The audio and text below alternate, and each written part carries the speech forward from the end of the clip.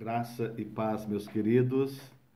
Hoje nós estamos terminando nosso devocional, os nossos devocionais, 28 capítulos, 28 dias. Que privilégio, que prazer, que alegria poder fazer isso diariamente. É um desafio, mas graças a Deus temos chegado até o final. Então hoje é o nosso último capítulo de Atos. Hoje é o capítulo 28 e nós estamos vendo agora a experiência do apóstolo Paulo na sua última viagem a Roma, ele preso, como vimos no capítulo anterior, e como eu disse, ele fez dessa viagem também uma viagem missionária. Embora a Bíblia não diz ali naquele título, onde diz primeira viagem missionária, segunda viagem missionária, terceira viagem missionária, não tem isso aqui nessa última viagem. Mas também aquilo não tem no original. Esses títulos foram colocados, essa separação de capítulos, versículos e títulos colocados para nos ajudar a compreender assim a Bíblia melhor. Eu chamo de a quarta viagem, por quê? Não é que eu quero inventar alguma coisa, porque Paulo, ele fez dessa viagem em prisão uma viagem missionária. Então Paulo atuou de maneira tremenda através da unção do Espírito Santo. E é muito enriquecedor estudar a história de Paulo. Na verdade, toda a história da igreja, desde o primeiro capítulo de Atos dos Apóstolos até aqui. Nós temos visto coisas tremendas, experiências maravilhosas e extraído ensinamentos para a nossa vida, ensinamentos muito bons, muito importantes para a nossa vida, para o nosso dia a dia e para a nossa vida cristã, para a nossa vida ministerial. Aprendemos muito. E nós concluímos ontem Paulo saindo de viagem, né, para Roma, e graças a Deus nós tiramos aqui algumas experiências, e o que mais importa para nós, além de nós conhecermos a história, os testemunhos bíblicos, é o que nós vamos fazer com as circunstâncias.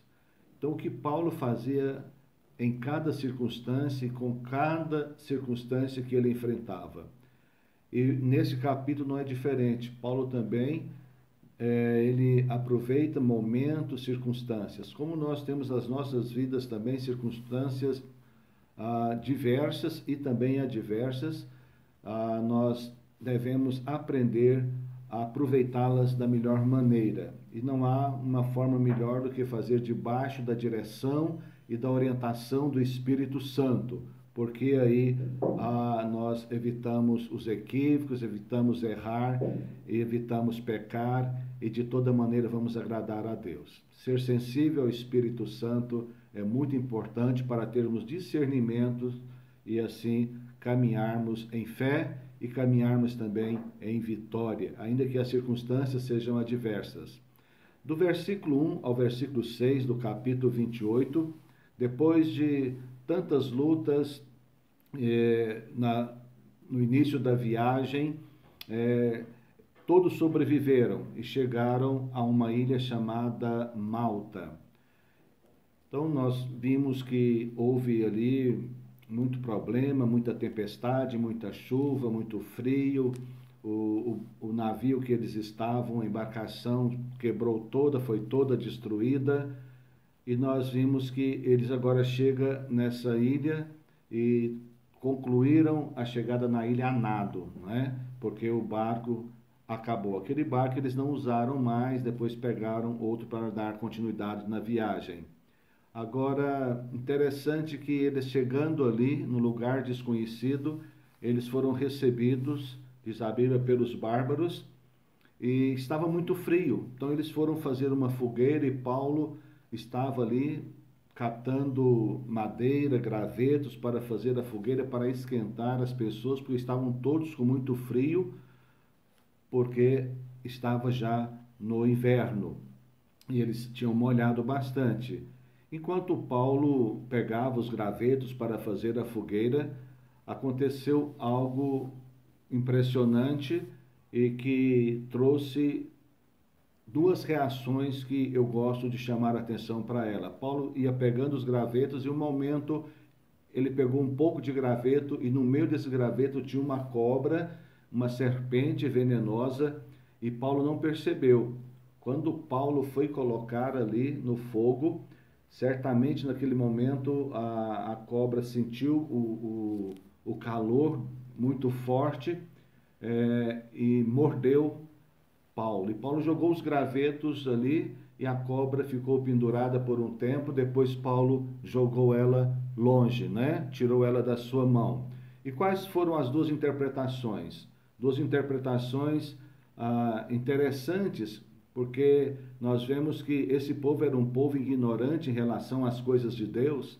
E quando nós somos religiosos, ignorantes, nós criamos coisas, nós cremos em coisas muito místicas, nós cremos em qualquer coisa que falam para a gente, nós passamos a ser supersticiosos e cheios de crendices que não provêm de Deus e que não são bíblicas.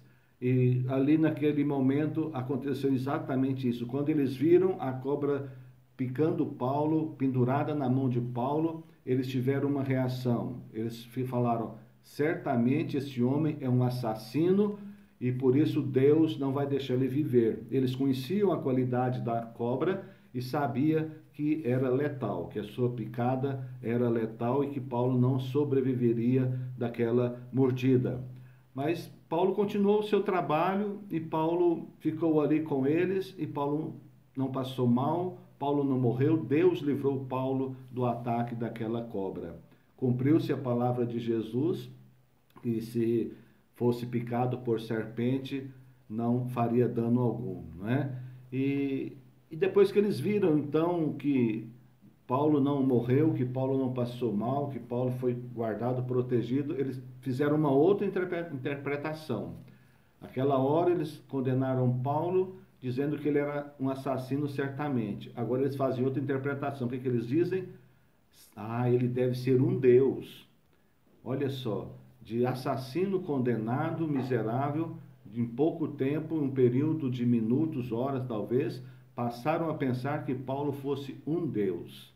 Olha só o que faz a ignorância com a pessoa. Falta de conhecimento bíblico, falta de conhecimento de Deus, leva as pessoas para extremos, ou para um ou para outro, trazendo confusão e com duas opiniões, com dois entendimentos super equivocados. Paulo não era nenhum nem outro, né? Paulo era um homem cheio do Espírito Santo, temente a Deus e que estava dentro de um propósito de Deus. Simplesmente isso. Como vale a pena estar dentro do propósito de Deus. Do versículo 7 ao 10, Paulo, recebido naquela ilha com todo aquele povo, né? Era quase 300 pessoas na embarcação. Naquela ilha tinha um homem por nome de Públio, e diz o texto que era um dos homens mais importantes daquela ilha. E ele tinha um sítio, certamente uma chácara ali dentro daquela ilha, que não era uma ilha muito grande. E quando ele viu tudo o que estava acontecendo, ele convidou Paulo e alguns outros, não sei quantos foram, mas Paulo foi, isso que importa, para estar na sua casa. E hospedou ali Paulo por 3 dias. E quando Paulo chegou ali, ele foi convidado certamente por causa da repercussão da história da cobra. E quando Paulo chega ali, o pai de Públio estava enfermo, muito enfermo. Paulo ora por ele, ele é curado. E isso causou então mais repercussão ainda em toda a ilha. E diz o texto que todos os enfermos da ilha vieram até onde estava Paulo, e Paulo orou e todos foram curados. Todos que foram curados. E assim eles fizeram. E o povo da ilha, então, a população da ilha, muito grata a Paulo, e isso repercutiu, isso estendeu aos demais, não é? Porque quando nós somos uma bênção, e conquistamos a simpatia, conquistamos a graça das pessoas. Nós somos abençoados, mas a nossa bênção, a bênção que recebemos é estendida a outras pessoas também. Então eles supriram todos estes que estavam no barco agora para uma nova embarcação de alimentos e de tudo aquilo que eles precisariam para a viagem. E eles entraram em um novo barco que estava passando por ali e seguiram viagem. Do versículo 11 ao 15, diz que eles ficaram por um período de 3 meses nessa ilha chamada Malta, porque era o período do inverno, então eles tinham que esperar passar o inverno para seguir, porque era muito perigoso no período do inverno, por isso eles perderam a embarcação, a primeira embarcação. Então eles ficaram ali, e nesse tempo Paulo, sem dúvida alguma, pregou muito a palavra de Deus, ensinou muito a palavra de Deus, e estava por conta disso juntamente com aquele povo. Eu imagino, isso é imaginação minha, que muitos daqueles prisioneiros se converteram, aquelas autoridades que estavam indo ali foram impactados, pelo menos tiveram a oportunidade de ouvir a palavra de Deus. E até que eles partiram rumo a Roma. E logo na frente, depois de um determinado tempo, eles fazem uma outra parada, e nessa próxima parada, uma nova cidade, Paulo encontra com alguns irmãos. E Paulo encontra com esses irmãos, e no versículo 15, eu quero ler, versículo 15 está assim: tendo ali os irmãos ouvido notícias nossas, vieram ao nosso encontro até a praça de Ápio e as 3 vendas. Então vieram até onde estava Paulo e os demais, os irmãos souberam que ele estava passando por ali, e vendo-os Paulo, dando por isso graças a Deus, que alegria, não é, de ver Paulo, encontrar Paulo, sentiu-se mais animado, não é? Por isso, graças a Deus, sentiu-se mais animado. Paulo sentiu-se animado ao ver os irmãos. Eu queria, nesse versículo, com essa experiência de Paulo, reencontrar os irmãos, dizer a importância que temos um do outro, a importância de um membro do corpo do outro membro, a importância da comunhão. Nós estamos muito acostumados com a comunhão estando presente um com o outro. É claro que isso é fundamental, é claro que o culto presencial é mais importante. Mas quando nós não podemos estar tão juntos assim, fisicamente, pessoalmente, hoje nós temos o recurso da tecnologia.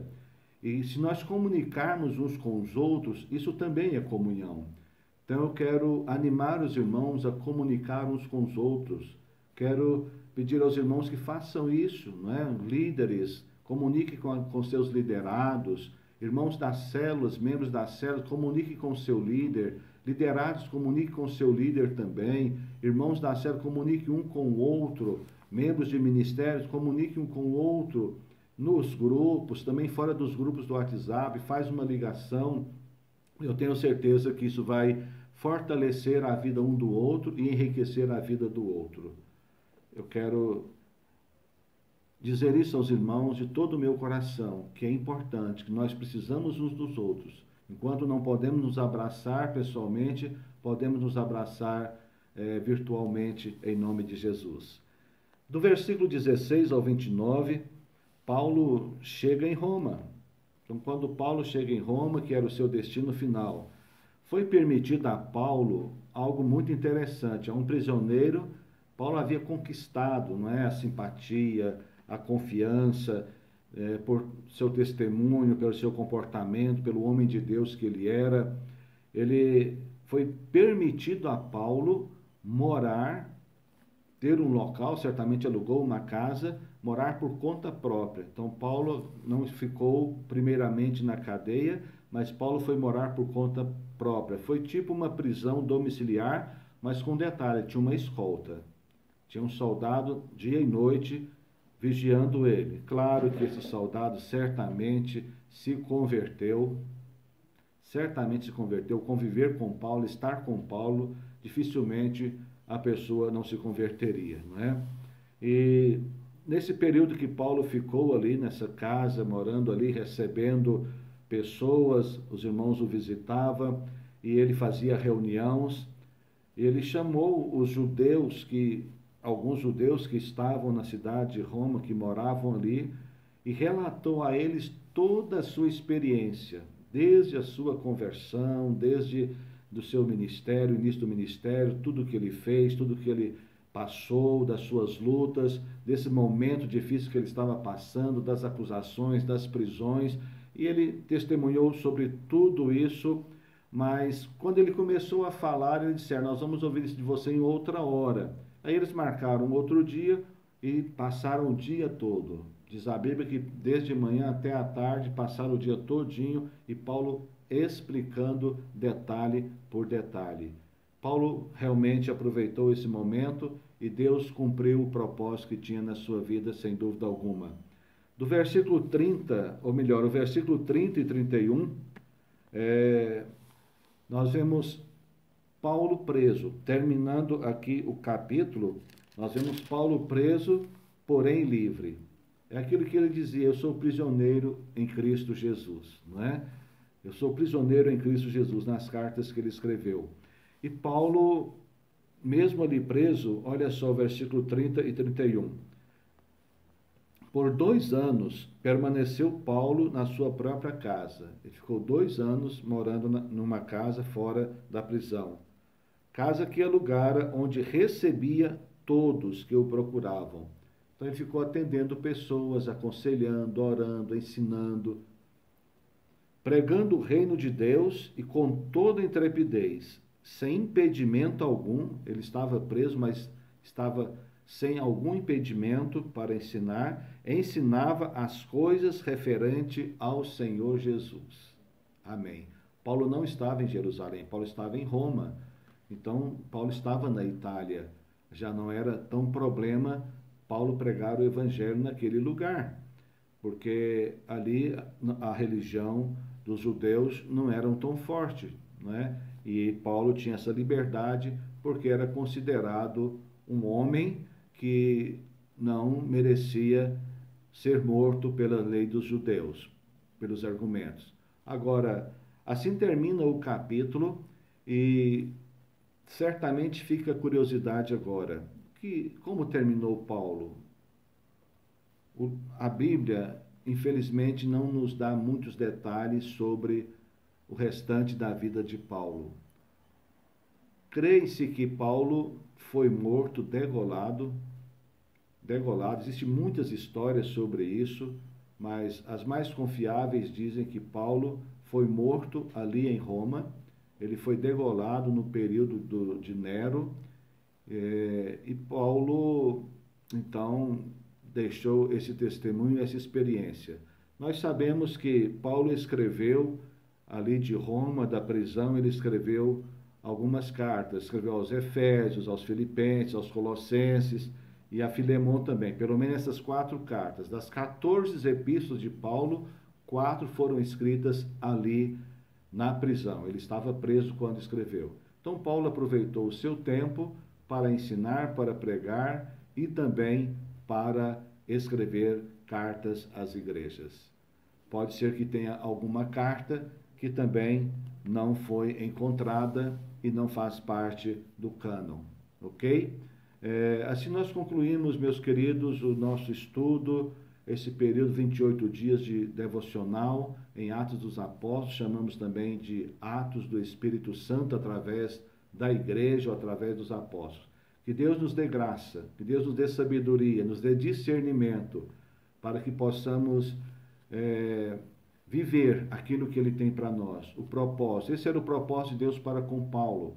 A nossa experiência, a minha experiência, a sua experiência não tem que ser a mesma de Paulo. Pelo contrário, Deus tem uma experiência para cada um de nós, Deus tem um propósito com as nossas vidas. Deus tem um propósito para conosco, como igreja, como corpo do Senhor. Mas dentro disso, dentro desse propósito, há um propósito também pessoal, individual. Amém? Eu quero orar, concluindo assim, agradecendo a Deus e pedindo a Ele também que abençoe a sua casa, abençoe a sua família, te guarde, te proteja, em nome de Jesus Cristo. Senhor, eu te agradeço por esse tempo tão precioso de meditação, de estudo na tua palavra. Te agradeço por aqueles que já assistiram, que vão assistir nestes dias e no decorrer dos anos, Senhor. Quero te pedir, ó Pai, que o Senhor guarde, que o Senhor abençoe cada família. Nesses dias de quarentena, Senhor, por causa do Covid-19, que o Senhor, ó Deus, esteja protegendo cada pessoa, cada família e cada casa. E que o Senhor esteja dando a nós a graça, a sabedoria e o discernimento de entendermos o propósito do Senhor para nós, como igreja e também como pessoa. Eu te agradeço, Deus, eu te peço e abençoe a cada um em o nome de Jesus Cristo. Amém. Amém, queridos. Deus te abençoe e até um novo projeto em nome de Jesus.